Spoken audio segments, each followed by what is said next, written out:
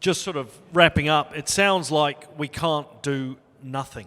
That's really not an option, is what I'm hearing, is that sitting on our hands is not really viable. So what do we do? And Huti, let me put that to you. What is the one thing we need to do? Or two? I'll let you have two. Go on. Well, I just wanted to talk about the fact that in our population, we've found 50 variants that are different from the mains, from the rest of the population, and we've only managed to work on 2 of them. And so there's a lot of work to be done. And so I mentioned before, we need greater leadership, a framework that we can work to, and just being able to accelerate that research on the rest of the variants for our whānau anyway, and then being able to utilise that information. Kia ora. That's one thing. Chris. Kia ora. I think we need some exemplars. I think we need 1 or 2 projects that will prove the value. And maybe if I can ask Laird, who's in the audience, who is a medical oncologist who specialises in lung, is lung an exemplar? Or if not, what other type of tumour would be an exemplar? Give me my microphone. Kia ora tātou, I'm Laird Cameron. I'm a medical oncologist specialising in lung cancer in Auckland, and I'm here on behalf of New Zealand Society of Oncology. So yes, lung cancer would be the prime type of cancer as an example of maybe a test, a pilot, get started now for precision medicine. We know already that the most druggable targets out of all the cancers are in lung cancer.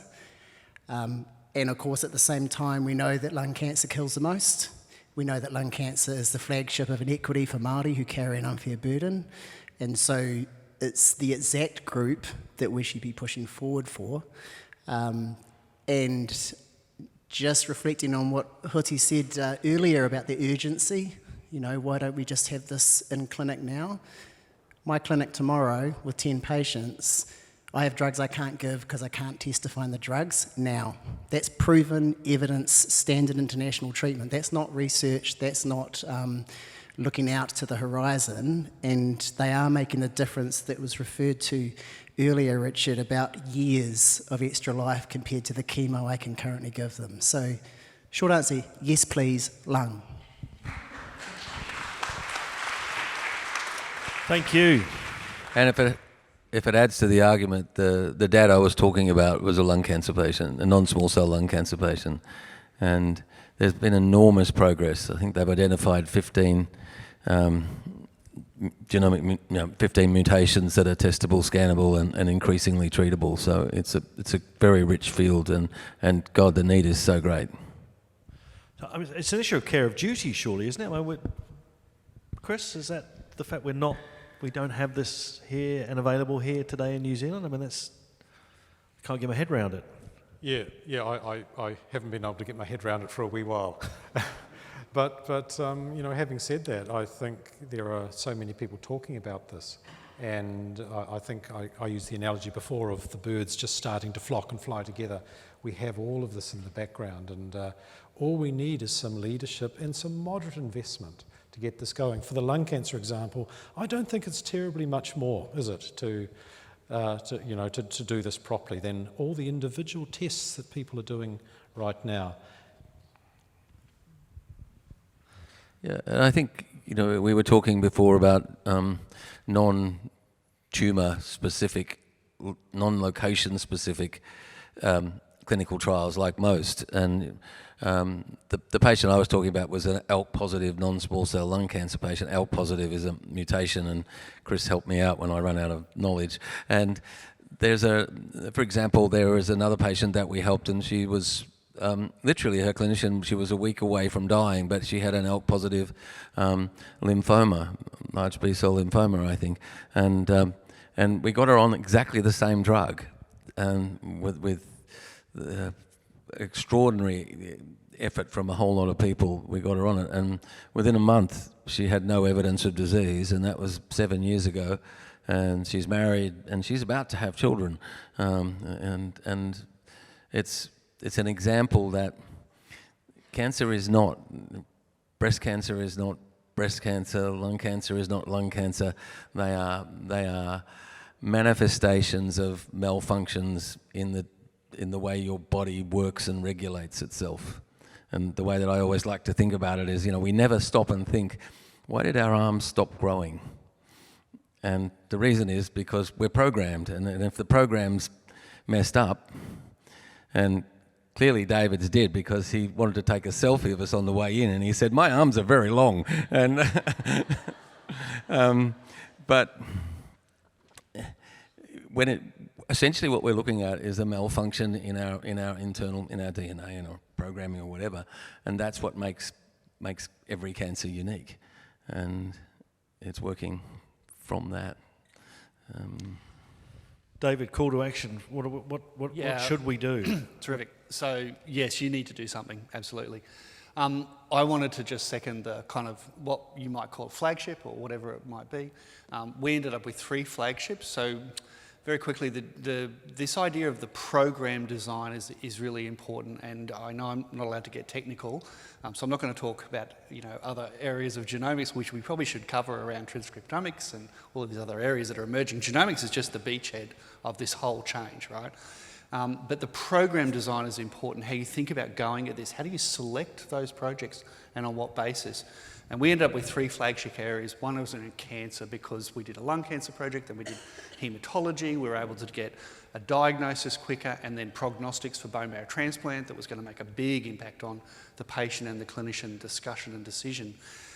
We also looked at infectious disease, and I spoke before about that. It's not as exciting as human genomics, but what we laid down in our pathology system really helped us a lot with COVID when that came along.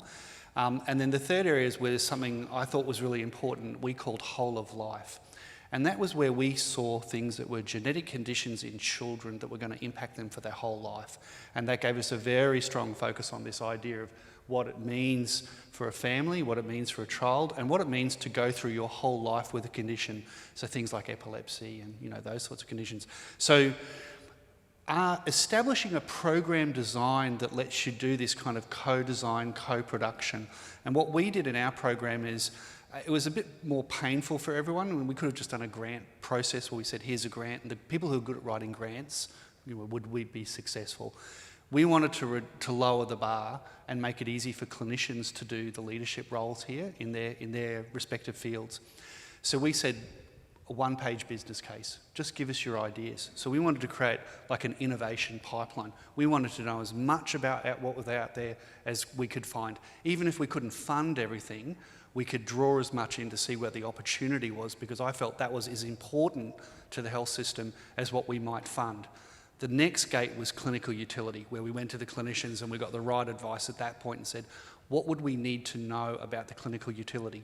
The next gate, as we went through this process, was about partnership. So we said, okay, well, how would you get the diagnostic test done? Where would that happen? Where are the health economists who can do the evaluation? What's the community impact? And we started to form the projects as we went. And the last thing we did was, our experience from the first round of funding was the delays of ethics and contracts and all that stuff that is diabolical. So we brought a lot of those things forward into the last gate, what I called a business gate. Said, okay, well, who are we going to write contracts with? Who's going to do the work, and how is it going to operate? And that meant that when I presented the business case to the Director General of Health, I had a pretty good idea about how our investments would work and what they would do and how they were going to get there. But the most important thing was, we didn't try and reach too far and do the most amazing genetic research on the planet.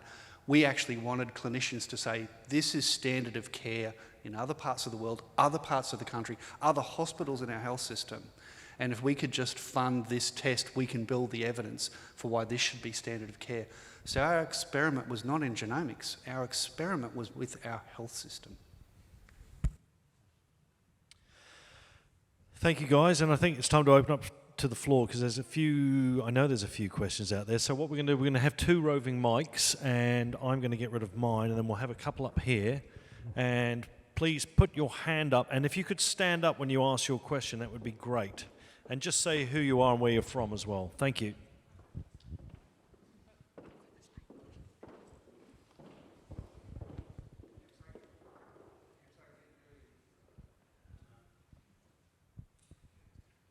Early. My name's Andrew Schelling. I'm from the University of Auckland, Director for the Centre for Cancer Research up there.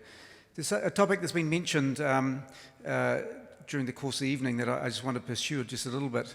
I've been involved in genomic research for the last 30 years, and we've gone from having a handful of genes that were associated with genetic disease to now to over close to 8,000 different genetic diseases where we know what the gene's involved in, and we can easily do those genetic testing and have an immediate idea of what's going to happen. And we think about 10-20% of those cases, there's a treatment that's going to cure people's lives. So we think that genetic testing, genomic testing, is life-saving. There's a fly in the ointment in New Zealand that puts us apart from the rest of the world. And I was actually told this by an Australian, a woman called Jane Tiller, who phoned me out of the blue about a year ago and said, do you realise that New Zealand's out of step with the rest of the world? If you have a gene test done in New Zealand, that can be used to decline your insurance or reassess your premiums. What we know is that every genetic counsellor in New Zealand, when they tell somebody that you've got a genetic disease and you're going forward for a gene test, they're obliged to tell that patient in front of them that is going to affect their chances of insurance.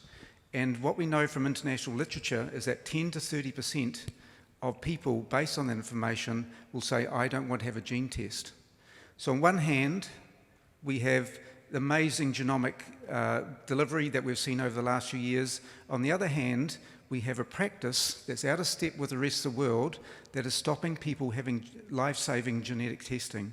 And as a consequence of that, I've set up a little lobby group, mainly of academics. We've called ourselves Agenda Against Genomic Discrimination in Aotearoa.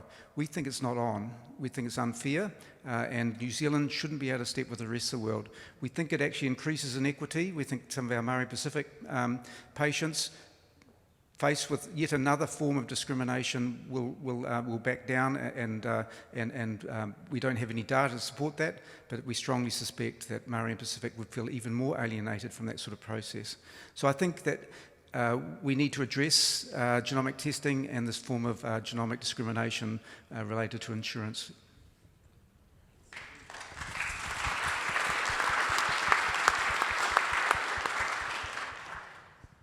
Could I just support that comment? I would refer to some of the things that are going on with insurance as opportunistic bastardry, because if you understand how life insurance is calculated, it's calculated on a whole bunch of statistics around survival intermingled with economic forecasts and projections, that the sort of things that make actuaries very boring and wealthy, which, as it happens, I dropped out of actuarial work, which is why I hope I'm neither. There's no reason, there's no logical reason why that. It's purely opportunism. And the stats, the sort of population-based stats and the economic forecasts are all that matters, and there's no reason for that to be. In the UK, it is outlawed. It's not legal. In Australia, there is a voluntary moratorium, and Jane is one of the most wonderful, active people that I know, and good on her, because this should be addressed in this country. It will be a barrier when you sit there and you think that if I have this test, and this was my wife's example, if I have this test and it is hereditary, then her son can't get super. Her granddaughters won't be able to get super or life insurance. The ripple effects are outrageous, and it's completely unnecessary. So we need to do something. And just the distinction of life insurance versus health insurance. In our case, with my daughter, to try and understand if her condition is de novo, original, or whether it was hereditary, because her brother's 27, he's shacked up with his girlfriend, the next thing will happen, they'll have children. But the genetic counsellor said, do you want him to do the testing? So the first step was for Dale's biological parents, myself and my wife, to do the testing, and then we could make a decision. But this is a really important point, and we were certainly aware of what the implications might be, because it's a voluntary moratorium at the moment. And genomics, and as you know, all of your data goes on forever and ever. Any other questions? I have a question based on something you alluded to earlier. Richard, the idea of data and big data, and the more data you have, the more powerful it is in terms of mutations and being able to, whether you share or do you silo, and there's been some reportage about large data banks, especially genomic data banks, having these European biases. How do you remove the bias? What's the debate here? I mean, do you share and send it up to the Google of genomics to crunch, or do we keep it locally here and store it under the beehive? What do we do? Can I start with a question to the audience first?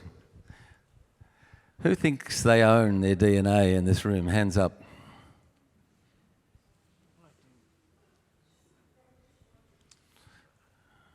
Not many. Who do you think owns it if you don't? It's a really interesting question. I would argue that your DNA was created by your biological parents at the time of conception. And it is equivalent to I think I've been told, David Thomas told me this, and he's not here to defend it, but he told me it was the equivalent of 32 sets of Encyclopedia Britannica, which is why I suspect we all need a little sleep and a cigarette after we create one. But the question is, who owns it? And my view is that I own it, and I own my children's until they become adults, and that's part of the process of becoming an adult.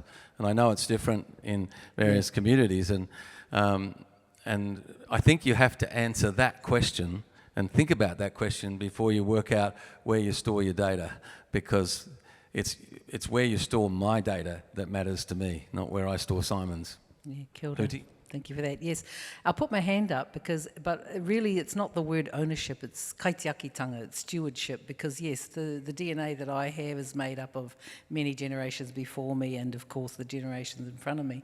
So, our job that we see it is to be a good steward over that data for the future and for now as well. So how do we do that, So in our iwi, we have worked through issues of data sovereignty and protection of data.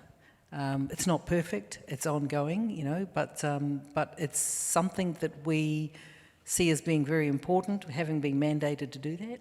And that some researchers find that very difficult to deal with. But,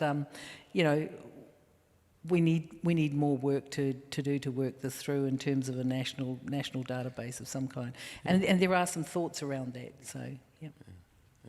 One theory I heard about it, I heard expressed, was that it's like your DNA is if you were the author of a book, and you can put that book into a library and people can borrow it and read it and learn from it, but at the end of the day, it's still your book, and that's one way to view it. And that comes back to your question, Simon, of how do we get diversity into it, and first we solve that problem, and then we make sure that we have a much broader and easier and more straightforward way for diverse populations and culturally and linguistically diverse migrant populations and Indigenous populations to participate in clinical trials, and that's challenging. But it's got to be done, because despite what sometimes appears, the whole world isn't white and Anglo and European.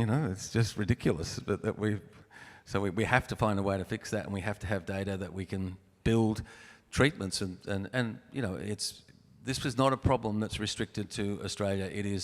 We do a lot of work in Asia, and I have this great memory of a whole bunch of patient groups in Asia sort of berating people, saying, "Will you bring some trials here? We're different, and we have different needs." And genomically, particularly with some cancers, are much more prevalent in various populations. Back to you, Cris.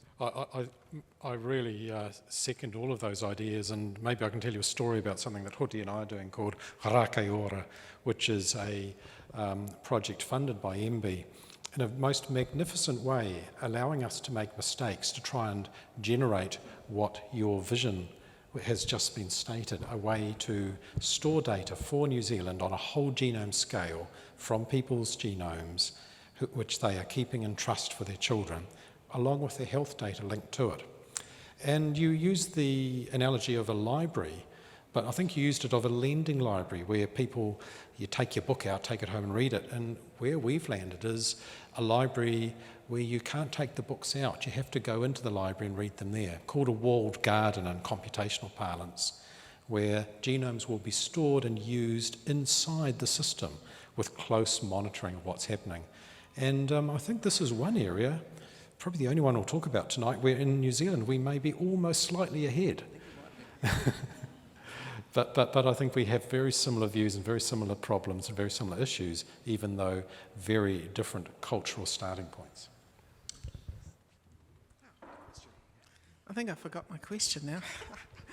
Tēnā koutou. Te uri o Ngāti Whātua Ngā Puhumi Waikato, ko Nina Scott tokunga. I'm the co-chair of Heia Huru Mōwai, which is the National Māori Cancer Leadership Group. So it's very exciting. There's always new things that prolong life expectancy, and around the world, life expectancy's constantly going up. And this is another one of those things that's going to help increase life expectancy around the world, undoubtedly. The issue is what's the equity impact, and it looks really dangerous from an equity perspective, obviously. If you can only get access to the testing and the drugs if you've got money and connections. So really exciting and really worrying at the same time. And the way around it is to ensure that you enable Māori to lead in the development and the implementation of, in the monitoring of the framework. But of course the problem is that there is no Māori group or leaders who have the capacity to do that. As you know, like you guys have all got jobs in this space, I'm kind of imagining.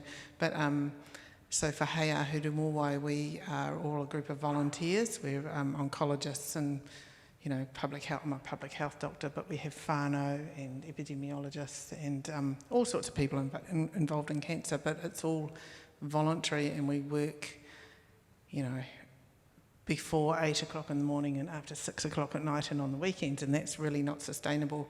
And I don't want to volunteer Heia Huru Mōwai to take on this kaupapa because we're already maxed out with COVID and dealing, you know, cancer treatment for COVID and cancer treatment for and cancer for everything. So I just implore you to think about that and think about resourcing Māori adequately to engage in the process and to stay engaged. So, kia ora. Kia ora, thank you. Kia ora. That has been thought about. There are a group of Māori scientists and others engaged in this space who have been meeting to think about what that means to establish some sort of body, national Māori genomics body of some kind, and that's in its early days, but thanks for that. They've got a role already. Kia ora.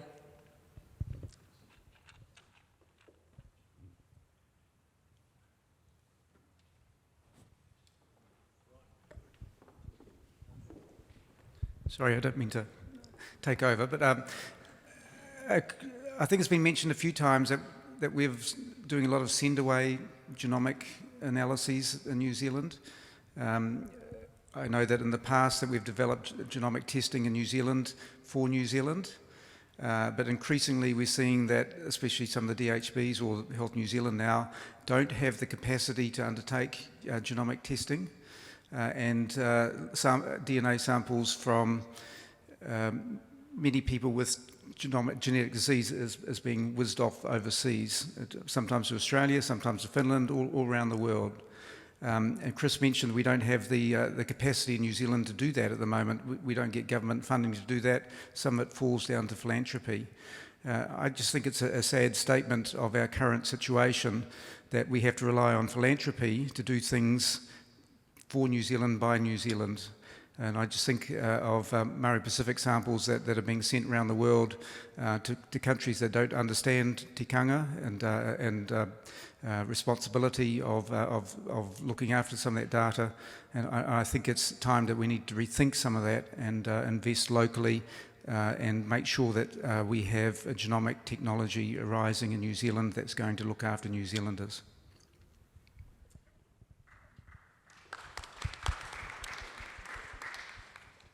Great. Well, thank you, everyone, especially thanks to Richard, to David, to Cris, to Huti. Fascinating conversation. I feel like we could carry on for we could have a whole day on this topic. It's been really hard to constrain it into these 3 sessions, but you guys have done so well. And thank you for being so generous with your stories and your own personal experiences. I feel like we need to go out into the streets tonight and do a protest on the lawn, shall we?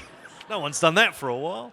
Anyway, thank you so much for your attention, and thank you to Medicines New Zealand, and please feel free to hang around and have a drink and have a chat. I think we get kicked out at about 9:30, I've been told, so kia ora rā. Thank you. In fact, no, one last word.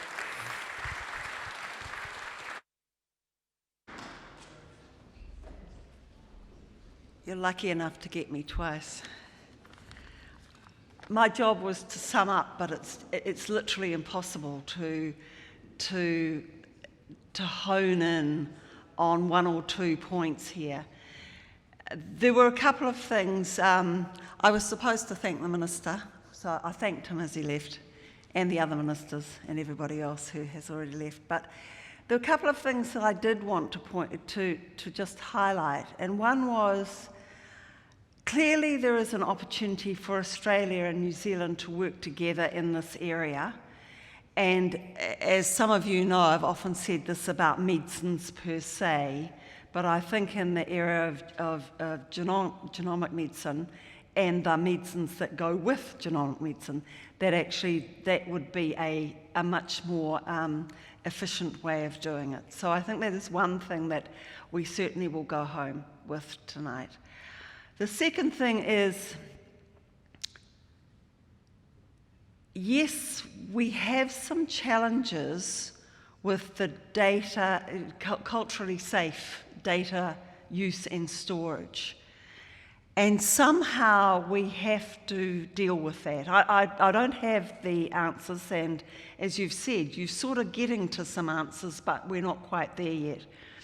But I do have a little principle in my life, and that is that if there's some system out there that actually will help you do this easily, then maybe you need to do that. And certainly, Morton and I've had a little conversation about that. But there are so many options out there at the moment that there must be a way that we can use somebody else's science to actually underpin that data collection and that use. And I'm an expert at using other people's science. And lastly, I've always been on about being economically efficient in the healthcare system. And the one thing that I think I said about 3 years ago, Graham will correct me here, was wouldn't it be amazing if every New Zealander could have their whole genome sequencing done early on, at birth, our little cards we take, although I've got a new system for collecting nano samples. Do it at birth, and then we can plan for that human's life, basically. And I heard about insurance systems and data collection sharing systems, and if they're not suitable, well, we just change them,